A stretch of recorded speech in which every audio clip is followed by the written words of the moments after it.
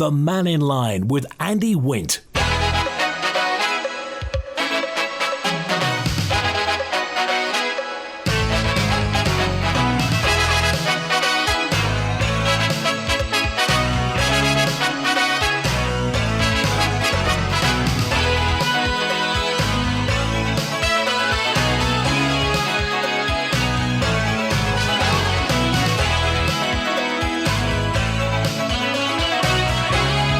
Pastor Mai, good afternoon. Welcome to Mannin Line on Manx Radio. Another open line today, so call 66 13 68.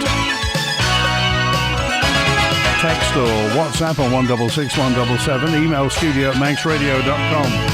Well, just to reiterate that scam that's going around at the moment, you'll get a message, an iMessage it'll be, from the Department for Work and Pensions, the DWP. Well,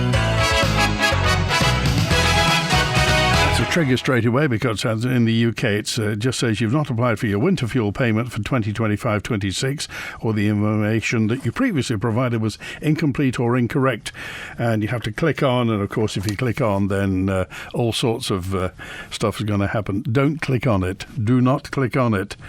If you're currently in dialogue with them, pick up the phone and telephone them, but please don't do that. Who has been fly tipping around Dalby? You see the story at manxradio.com. Some absolute donkey. I'm disparaging donkeys there.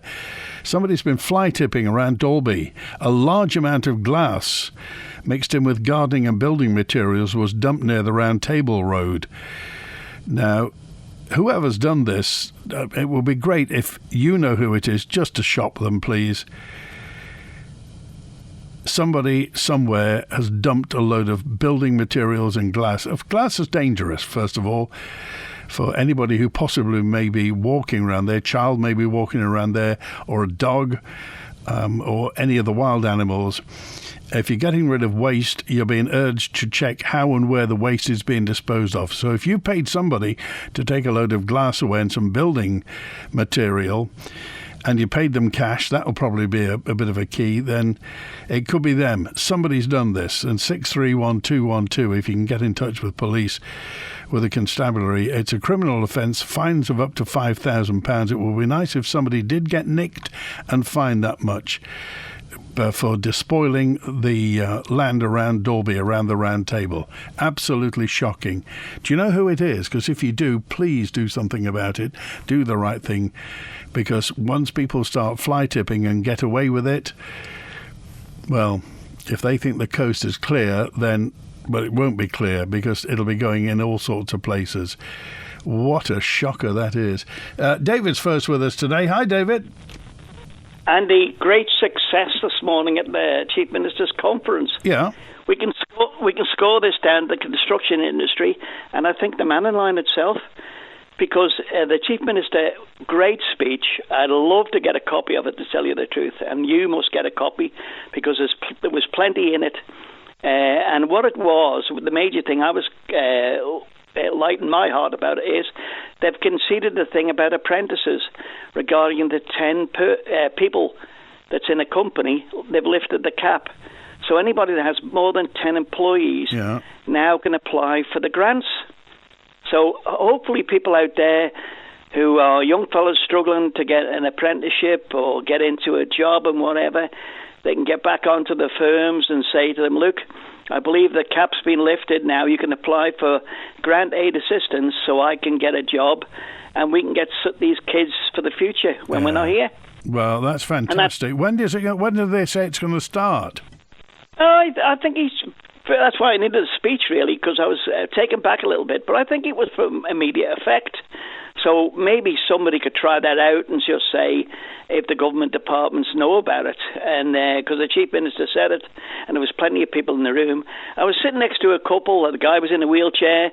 They'd come to the Isle of Man some 20-something years ago there. And I was talking to them in the intervals, and they were saying to me, it's great. We don't appreciate, us Manxies don't appreciate how much access we have to politicians.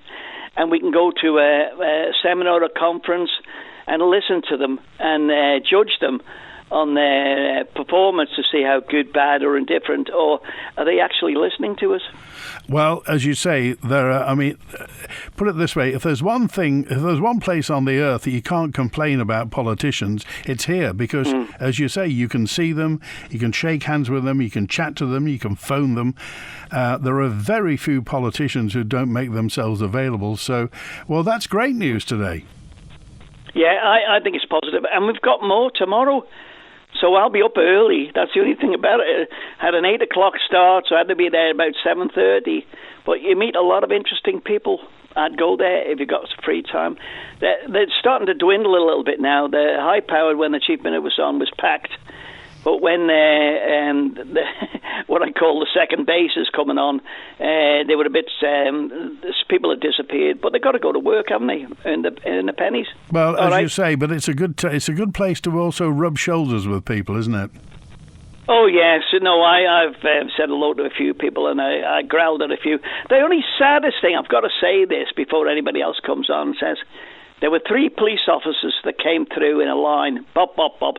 We were having a break at 10 o'clock there for a cup of tea or coffee, which was free. And I noticed I looked at them really hard. And you know what they had on their hip? Oh, crikey. A pistol. Oh, Lord. And I just thought to myself, no, I'm not criticising the Chief Constable. Did we really need 3 of them on that particular day when we got G4S in there? Okay, they'll just say to people, move on. You've had enough whinges. And we don't. We're not aggressive, I don't think. Anyway, we're more aggressive on the radio, aren't we? Because they will be listening today. The politicians will be listening, and there'll be other people listening too, and hopefully the Chief Minister's listening too, because I think he performed today excellent. Okay. All right, appreciate it. Thanks, David. Bye. Cheers. Now, 14 minutes past 12. If you want more information about that government conference, if you go to manxradio.com, click on the news page, you can actually get tickets there. There's links through to the Eventbrite site from manxradio.com for that today. Howard's with us now. Hello, Howard. Hello, Andy. That was quick. No, just following on from David. It's a good thing the apprenticeship scheme has been introduced again. But one word I fail to hear lots of times, and David will put me right on this, was indentured. And that is where the apprentices were taken on by a company. Yeah. And of course they were employed by that company for the fixed period of their apprenticeship. They couldn't just bring them in now, have them for cheap labour, get rid of them, and then bring another young fella in later on. They had to have a very good reason to get rid of them. I'll stand corrected on this because David is au fait with the system. But apprentices were a valuable part of a company and more valuable to the apprentice because they had a fairly steep learning curve at the time when they went into it, and they had to have somebody that would know exactly what they were doing and not be just used as a, well, what we used to refer to as a shuttering joiner, where you could knock a nail in, you could build a house. And I know of one apprentice has gone back a long time, and this man, as he is now, has his own business, and he served under a fairly strict joiner, and I can remember him getting told off, do not waste timber. And that fella was only young for at the time, and he's turned out to be a first-class joiner, not a wood butcher, a joiner. And you'll see he lives in Tremode, and he does a lot of carving, handwork, and everything. And that was all through his training from this one man. I'll name him as Eddie Clegg. He used to live in Onken, and he was a good joiner. And he trained David Kane. And that young man grew up to be a damn good joiner and something to be proud of. But this is where, as I say, unless they're indentured, where they can't get rid of them on a whim, then that is a good idea. As I understand it, I think an indentured apprentice, it's an agreement for a fixed space of time, fixed length of time, isn't it? That's right. Yep. I don't know what they are. The length of times, it may be different, but different jobs.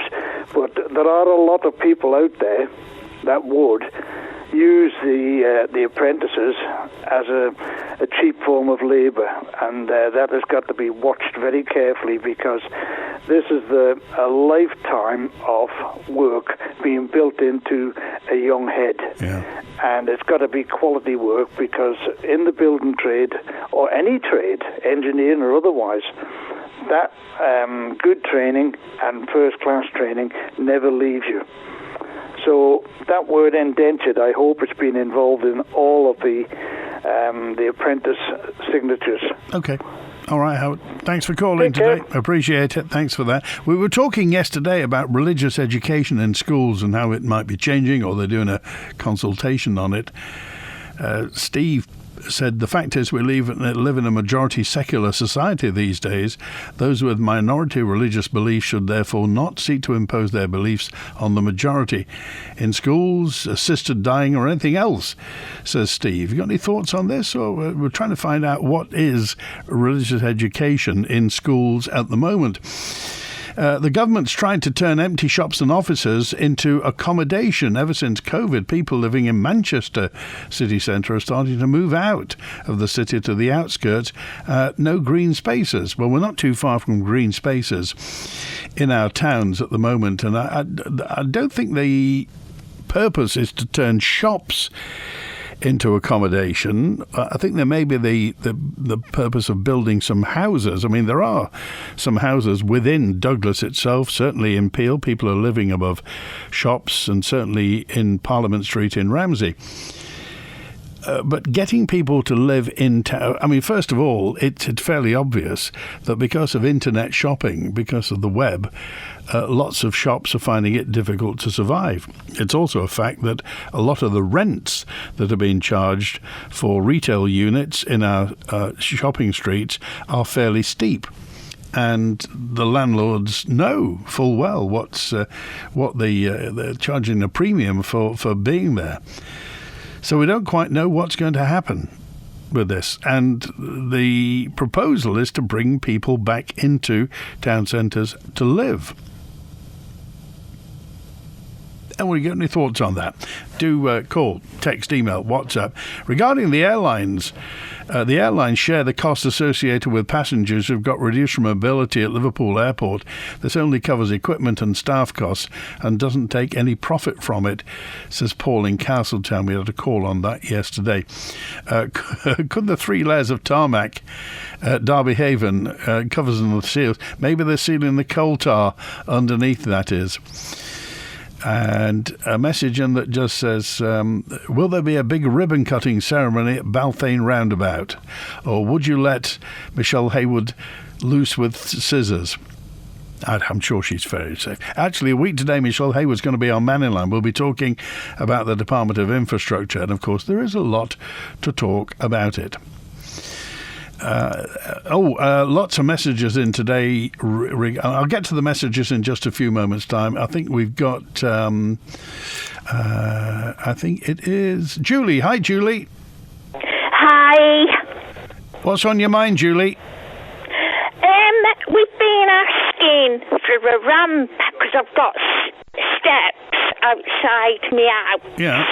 To get down, and I've had a bad accident,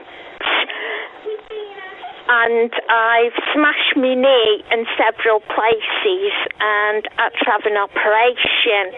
Yeah.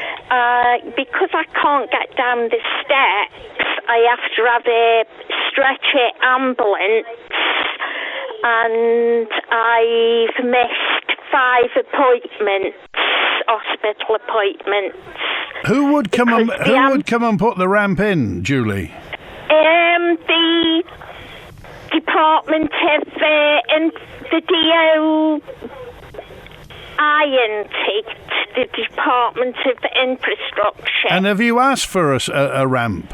Yeah, but it got turned down. Right. Have you spoken to your MHK about this? No, it's with the OT again at the moment. Is it? All right, okay. And when did all this happen, Julie? Well, I've smashed my knee up 6 weeks ago. Right, okay. So you've asked for a ramp and they've turned it down. Yeah, this was a year ago. Oh, good grief. The OT asked for a ramp and it got turned down. Well, if you've asked for it and you're due it, I just wonder why it's not happened. Why do you think it's not happened? I do not know. Well, all right, Julie, we've heard your story. If anybody can help, if anybody knows what the process is and who to go to get something like that sorted out, it would be helping Julie. So if you can help, then text, email, call and WhatsApp. Thank you, Julie. Good to hear from you. A message in that just says, I can't believe Isle of Man residents will be responsible for that despicable act of fly tipping in our beautiful countryside. Who are these people? I hope they're going to be found, says John. Now, somebody somewhere knows who this is. Somebody somewhere knows. If you've had glass, gardening and building materials taken away by somebody in a van, then it might be worth finding out from them where they sent it, because it's obvious they didn't want to pay. If it's commercial waste, they would have had to pay or had permission to take it to one of the recycling areas. But somebody's decided, and of course it's Dalby, so it's in the west of the Isle of Man. Are you around Peel, Patrick, St John's area? And you've had some glass taken away, building materials, gardening materials, big sheets of glass. If you want a picture of it, we've got the DEFA photo at manxradio.com. Large quantity of glass dumped near Dalby by the Round Table Road. Who on earth would do anything? Why would you do that? Why would you go out in the morning and think, that's a great idea, I'll lob it in the countryside, somebody else can deal with it? Please, let's find out who it is. Text, email, call and WhatsApp, or better still, call the constabulary. A year tomorrow we'll have fired the starting pistol. The 24th of September 2026 is our general election. It's all going to be happening. And in the year prior to that, we'll be getting to the bottom of absolutely everything. We'll be talking to every candidate. Every candidate in every constituency will be offered an interview on Manx Radio. We often do video interviews. We'll be taking on an out and about outside broadcast, going to find out more about all the candidates, the issues in all the constituencies. So if you think you can get away from the general election, tough luck. We'll be getting to the back. Of course, we'll be live on the night. We'll be live all day long. Oh, remember also tomorrow, it's the Ramsey Public Accountability Meeting tomorrow at the Town Hall. 7 o'clock tomorrow night in Ramsey Town Hall. It's going to be streamed live via the Commissioner's Facebook page. But if you're a Ramsey resident, you want to find out more, the public accountability, if you've got something that's going to be in your bonnet about anything, or you just want to see how things work, I'm sure there'll be a cup of tea there at the Ramsey Town Hall tomorrow at 7 o'clock. Eddie's on now. Hello, Eddie. Hi, Andy. All right, mate? Very well, thanks. Yeah. What's on your mind? That's good. You can't emphasise that enough, actually. It's going to be a very interesting 12 months, isn't it? Well, the thing is that we've all got to find out as much information. I'm all for everybody getting as much information as possible, because when you have all the information, you can make choices, you can make decisions. And, you know, next year it's going to be a really, really important general election. I think a lot of the new agendas will be emphasising how you interpret the information that they're giving out.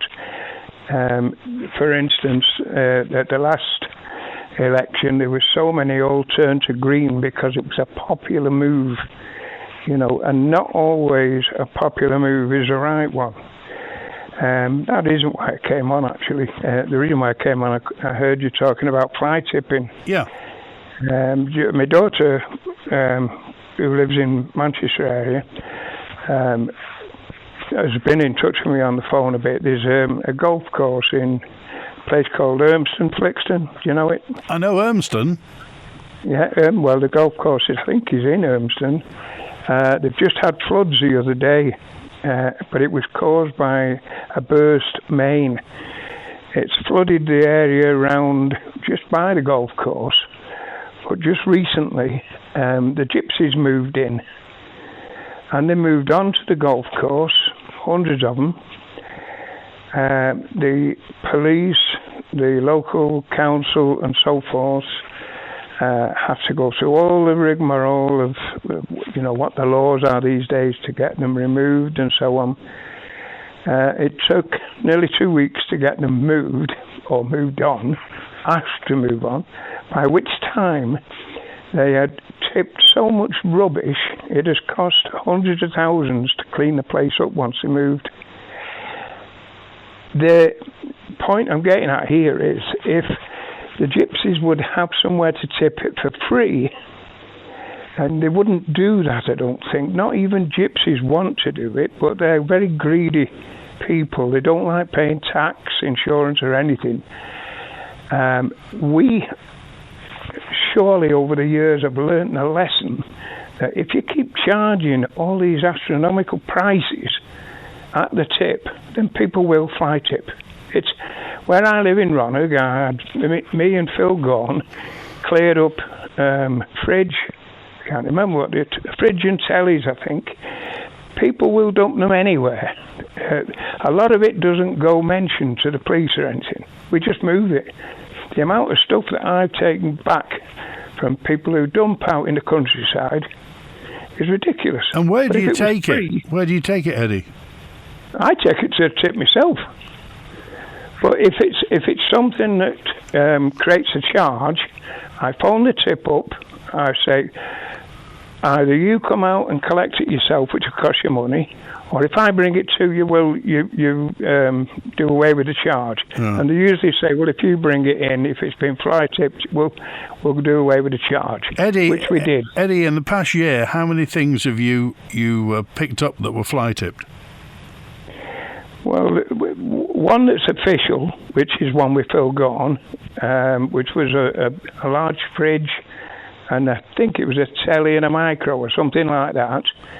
But apart from that, I would say in the last 3 years, probably 15 to 20 items. But I don't report them. If they're only small things, they're going to block my water cut. I've got a water cut right alongside on the road.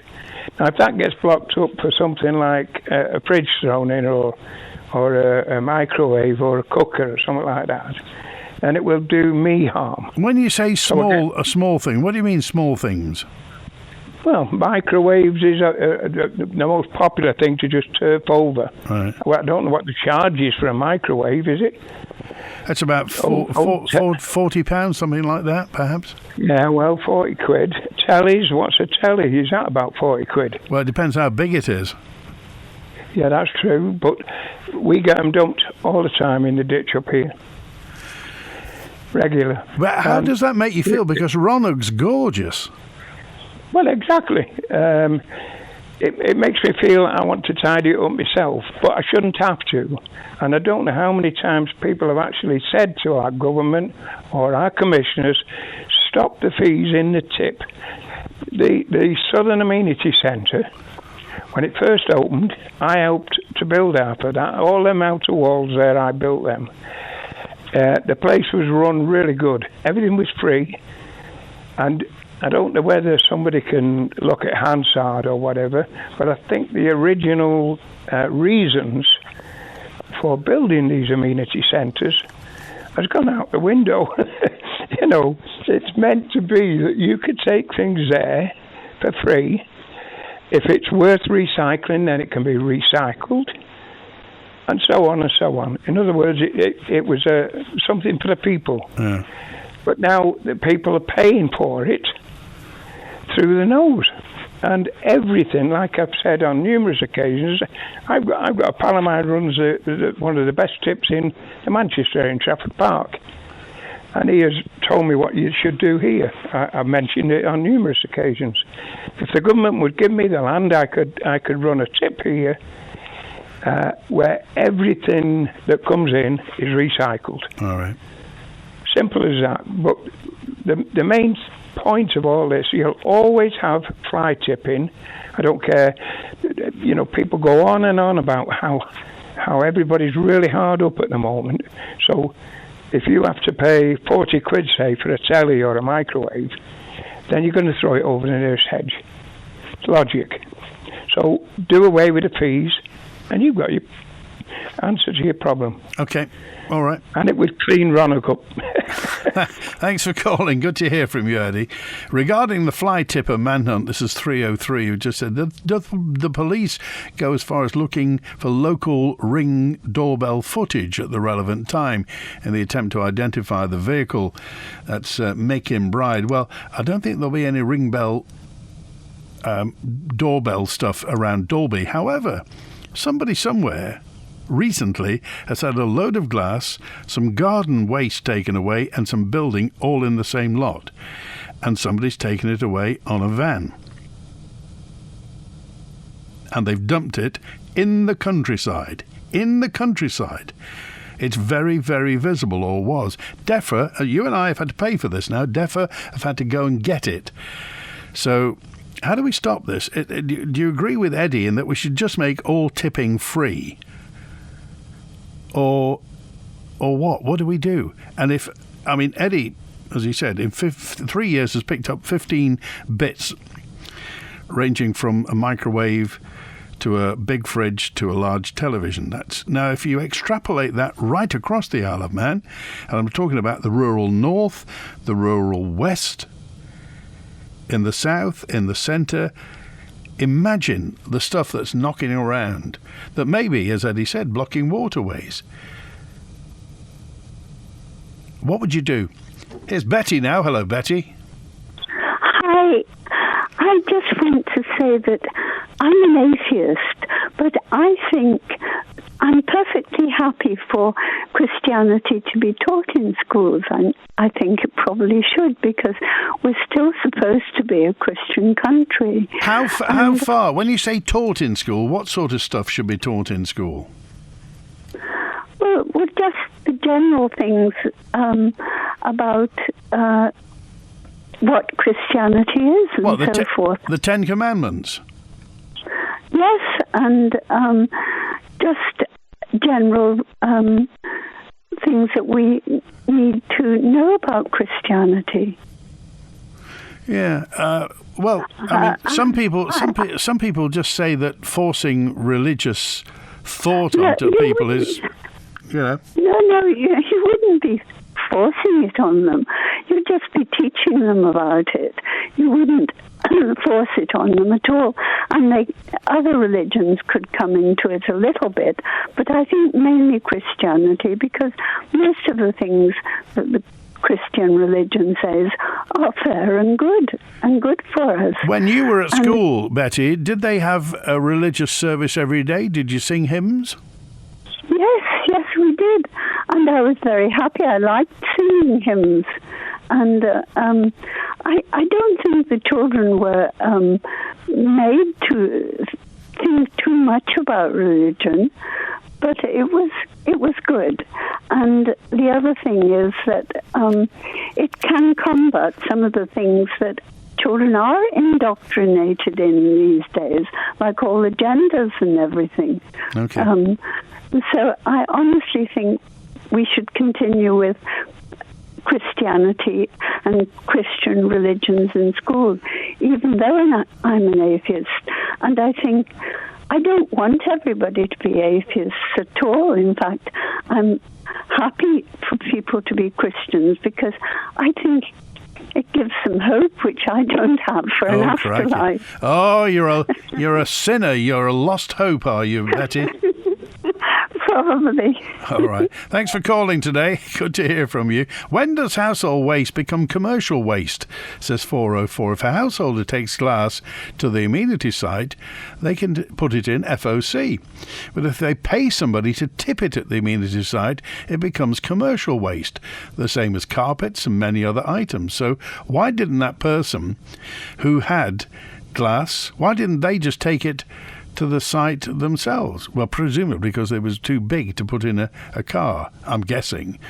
And once it goes into a commercial vehicle, it becomes commercial waste. Is that so? But if it's household waste, and it becomes commercial waste because they pay somebody.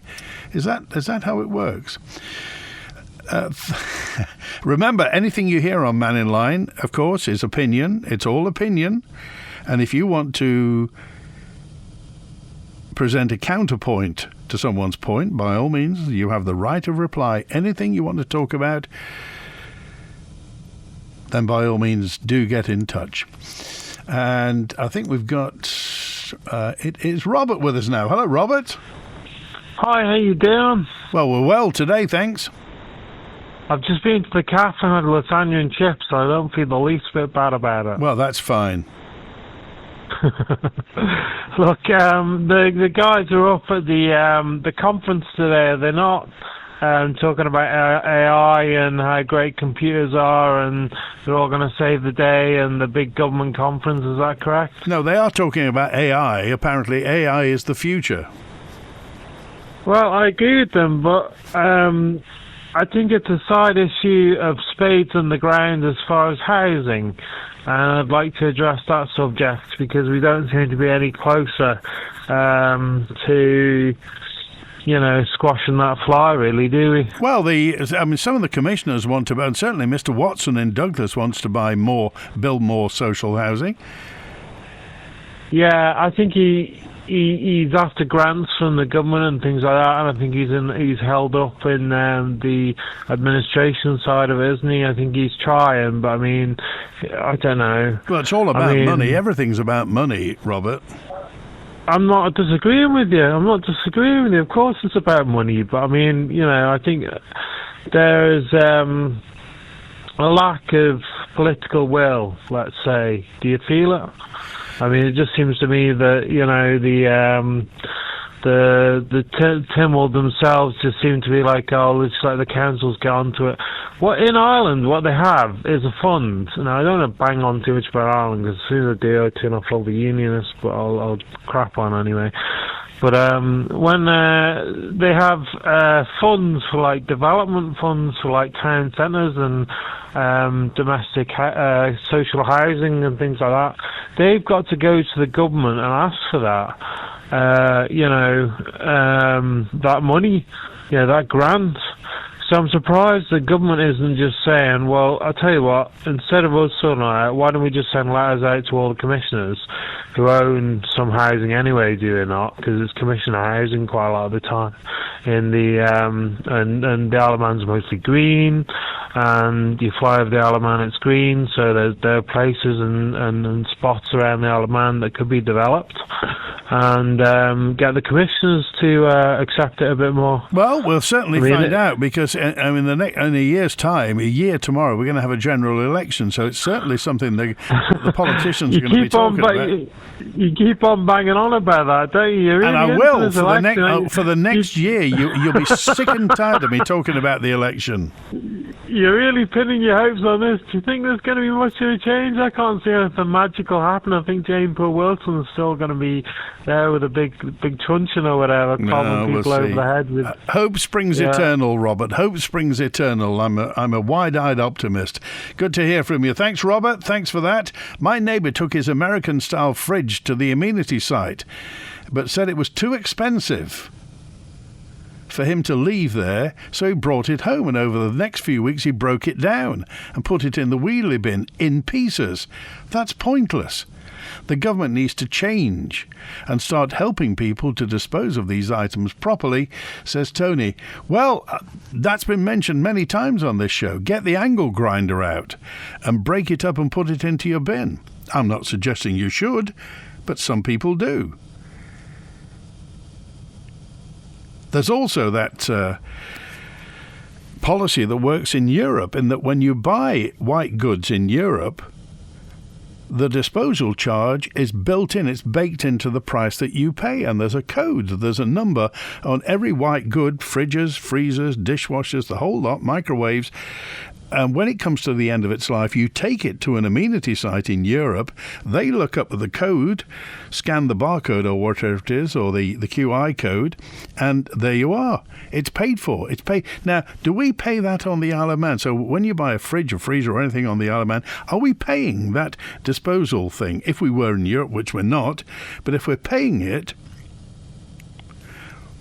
why isn't it being picked up? Because, as Eddie said, some people will just look at the cost of disposing white goods and think, too much. And then one dark night, it'll be lobbed out the back of a van or off the back of a tipper, and there it is in the countryside. And we'll have to pay for somebody to go and pick it up. Does that make sense? All right, Andy. Jeff's here now. Hello, Jeff. Good afternoon, Andy. How are you today? Not Just bad. a quick call. It's not a whinge or a moan. It's more of an observation, Andy. I was on about a month ago now about mobility scooters, because unfortunately I'm disabled now and I have to use a scooter. I've just booked flights from the Isle of Man to Portugal via Manchester, Logan Air to Manchester, EasyJet to Faro. Done two different airlines because of the times of the flights, etc., etc. Didn't want an overnight stop. Normally, taking a mobility scooter away on an aircraft is not an issue. The lead-acid battery, if it's got one, goes in the hold of the scooter, and the name of the battery escapes me now. The lithium, so I'm with a friend, he just calls me. The lithium battery goes in the cab with the passenger. I've got the flights booked, paid for, and then 3 or 4 days later, Logan Air have come back to me saying, we're sorry, we no longer carry lead-acid batteries on the aircraft because of safety reasons. They will carry lithium, but they won't carry lead-acid, although EasyJet, etc., will. So I'm not so much whinging about Logan Air because it's the private airline, they can do what they like. But I think people should be aware of this, because I'm sure there are a lot of people who have to travel to hospital in Liverpool via Logan Air, who of course have got the government contract, who need their mobility scooter or their wheelchair. Right. So it's just for an information thing more than anything else. Before you book your flights, make sure that your scooter will go on the aircraft or your wheelchair will go on the aircraft. Okay. So which is the airline that's changed their mind? Logan Air. Right. Logan Air have changed their mind. Yeah. Which is very important. I've no idea why. Well, it can be important if you're stuck in a wheelchair and you can't get to Liverpool via Logan Air, or you can't go the day you want to go. EasyJet will still do it. They're quite happy to do it, but Logan Air won't. Okay. All right. I just thought I'd bring it to people's attention, Andy. Appreciate it. Thanks, Jeff. No, have a great show. Cheers. All right. 16 minutes to 1. There's a seal stuck on the tongue in Douglas. Now, we don't know whether the seal is injured, but it's likely trapped by the swing bridge. There is a seal on the tongue in Douglas.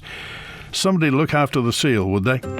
Tower Insurance has been insuring and serving the Isle of Man community since 1928 and has become a trusted partner for many on the island, being there for the community when they need us most.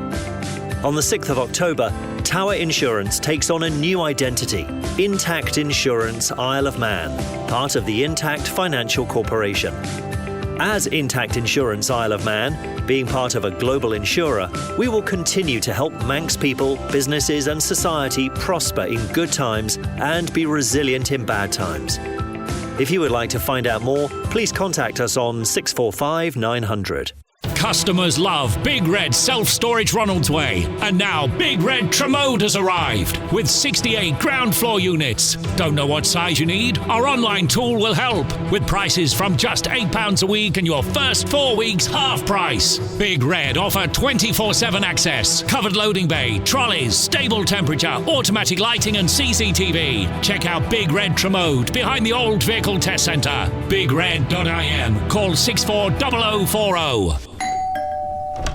Hi Liz, I see you've had your garage converted. We're desperate for more room. Yes, Come through and have a look. John called Manx Property Conversions. We now have an extra bedroom, but it could be another reception room, kids' playroom or office. They also did our conservatory roof last year. We were so impressed, we got them back to convert the garage. Wow, I need that. What's their number again? Call MPC on 450 500. That's 450 500. Or find them on Facebook at Manx Property Conversions. Ever wonder, have you got what it takes to be a firefighter, part-time or full-time? Come along to our Come and Try session, 25th of September, or female-only session on the 23rd. And visit gov.im/jobs.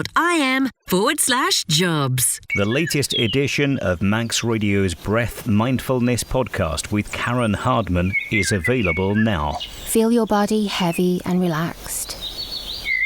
Breathe in and be aware of the space around you. This month's podcast is for comfort and relaxation. Brought to you by the Good Health Store on Station Road in Port Erin. Breathe in and tell yourself something lovely. If you're struggling with this, what would you say to someone who you love? The latest in the Breath Mindfulness series with Karen Hardman, and available now at manxradio.com. The Mannin Line with Andy Wint. Thank you, 622, who tells me the seal is being monitored and is having a rest before the tide comes in. And lunch, presumably. Religious education should be optional in school. I'd rather my son have extra maths or an English lesson. Maths and English can help him get a job. Religious education doesn't, says 795. About 30 years ago, this is WhatsApp 330, 30 years ago, I was in Archalligan Plantation. Somebody had thrown about 15 office chairs over the wall into the plantation. I call the forestry board as it was then. So this has been happening for years and years and years. It might be interesting to know how much it's costing to get all this stuff, and why 15 office chairs? Why would anybody do that? We all knew, says this correspondent, when they brought in the extra charges that fly tipping would become the norm. If the island wasn't so concerned about going green, they wouldn't have added these extra charges. So is it the green charges that has caused fly tipping? Is this what's happened? Because surely we need to stop it. Any thoughts on this? The rubbish that was pictured in Dalby appears to be builder's waste. If it was a contractor that dumped this, they would have passed the charge on to the client. Therefore, there was no excuse for fly tipping. If it was a household who dumped this rubbish, there wouldn't have been a charge at the amenity site. So there was no reason for the fly tipping. So, what is it then? Is it a contractor who's pocketed the money? Or didn't charge enough and therefore the job wouldn't have been worth doing? What is it? I mean, we can't have this. We can't have this, can we? We can't have people dumping. It's a large amount of debris that's now on the ground in the countryside near the round table. Religion is all history. We still have Catholics because Guy Fawkes succeeded in his failure. Just history, says 603. And this correspondent says, Andy, if we're going to get religion out of schools, does this mean that there will be no Christmas trees in schools or no Easter eggs in schools? Because I thought Christmas and Easter are religious festivals. They can't have it both ways.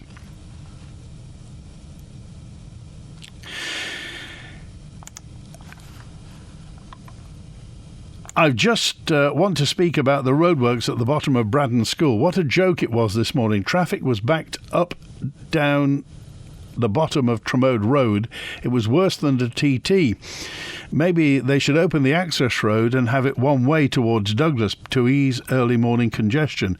Can't believe it's going to be worse when the mountain reopens in 4 weeks' time. Of course, the mountain's closed at the moment because they're doing, is it drainage work? Something anyway. I agree with Eddie about having the tip free to take everything. The actual cost of clearing up all the dumped items must be something that could counteract the cost of the Isle of Man. We can deal with anything that can't be recycled. Fly tipping is absolutely awful. LVW Law are a team of experienced advocates, solicitors and barristers, trained mediators and international arbitrators. Let them help you achieve the best possible outcome in your case with their wide range of legal services for businesses, corporate and private clients. You can trust the LVW Law team to fight for you every step of the way. Visit lvwlaw.com and make an appointment today. Your first 30 minutes are free. LVW Law, they're on your side. Align for Life has been helping Manx residents for 16 years with holistic, evidence-based care and therapies. Join our free health talk on how to get breakthroughs with headaches, Tuesday the 23rd of September at 6:30 p.m. Seats are limited, so call 629 444 to book. Align for Life could be the answer for your headaches. That's 629 444 to book. Align for Life. Logan here says, let the wee ones fly. Kids aged 11 and under go fare free. Just pay the taxes. Your next family adventure awaits. Book by the 23rd of September. Find deals at loganair.co.uk. T's and C's apply, subject to availability. Children must travel with a full fare-paying accompanying adult. Need help with your business finances? Nicola Bowker & Co. has helped hundreds of businesses achieve a firm financial footing. Here to guide you to financial success. Contact Nicola Bowker, accountants and tax advisors to businesses on the Isle of Man. Are you a small charity here on the Isle of Man? Are you looking for volunteers, hoping to raise awareness and chasing those crucial pounds and pennies to support your work? Well, Manx Radio can help. You could be our next 1 to 3 Charity of the Week. With daily on-air coverage, podcast and social media promotion, we can help support you and those you help. Just email the numbers 123@manxradio.com and listen out for the feature each weekday between 1 and 3 p.m. The Charity of the Week, brought to you by Kell Properties. The Mannin Line with Andy Wint. Faster Mai, good afternoon. Thanks for joining Mannin Line on Manx Radio. The big problem is, and to this day, and in 20 years, I can't remember anybody ever being made accountable. Who's ever been fined for fly tipping? I can't remember a case. I mean, maybe you guys can, but the problem is no accountability. Therefore, people just carry on dumping stuff. Recognise the voice, Bill Dale. From Beach Buddies. He's been picking up rubbish on our beaches and has had umpteen thousand people join him as volunteers. And there's the point in all this time. The big problem is, and to this day, and in 20 years, I can't remember anybody ever being made accountable. Who's ever been fined for fly tipping? I can't remember a case. I mean, maybe you guys can, but the problem is no accountability. Therefore, people just carry on dumping stuff. And unless we do something, unless this is seen as what it is, antisocial behaviour, this will go on. And until that person who dumped all that stuff at Dalby is brought to book, then it will go on. People get away with it. And if what Eddie says is right, if people are struggling and can't afford 50, 60, 70, £100, whatever, to get rid of stuff, then surely we have to cope with it. We can't just say, if you can't pay, that's it, because it will then get thrown into the countryside and we'll end up paying anyway. So what do you think we do about it? Text, email, call, WhatsApp. When the Mannin Line's not on air, call Manx Radio to leave your opinion for broadcast on 682 631. I'm not sure how it compares charges going up in the UK. In Epsom, that's in Surrey, isn't it? Just finished a bathroom. The council says the householder has to pay fees or he or she gets rid of a bathroom or 2 bags of tiles or 1 plasterboard in any 7-day period. Before, we didn't seem to have these limits and we used to recycle a lot. Why has it all changed? Oh, the seal isn't by the swing bridge, apparently. It's the other end. I took these pictures at 6:30 this morning while out walking the dog, says Vince. I hope the seal survives. Do let me know. There's nothing stopping an unscrupulous company charging a disposal fee for tipping and then fly tipping, says Mark. Well, no, I mean, there is, Mark, and that is eternal vigilance.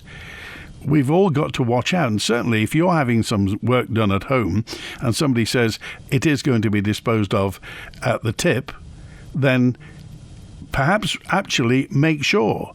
I mean, you could go so far as asking for, well, perhaps a photo of it being tipped away. Photos cost nothing nowadays, don't they?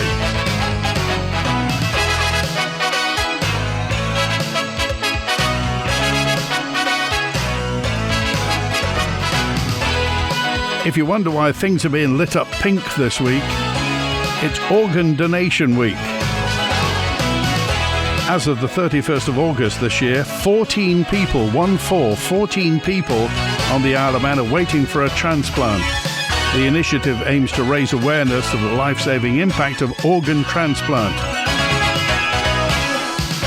Nobles Hospital, the Legislative Buildings, Douglas City Hall, Ramsey Town Hall, Ramsey Courthouse, the Swing Bridge, the Roundhouse at Braddon, Maloo Commissioners, Port St Mary Town Hall, the Tower of Refuge, the Prom, the City Centre in Douglas, all pink this week. Remember,